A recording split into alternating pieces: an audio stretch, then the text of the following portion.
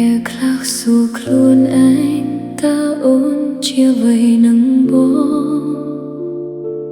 ហេតុអ្វីកន្លងបងមិនដែលខ្វល់ពីអូនសោះពេលបងសប្បាយចិត្ត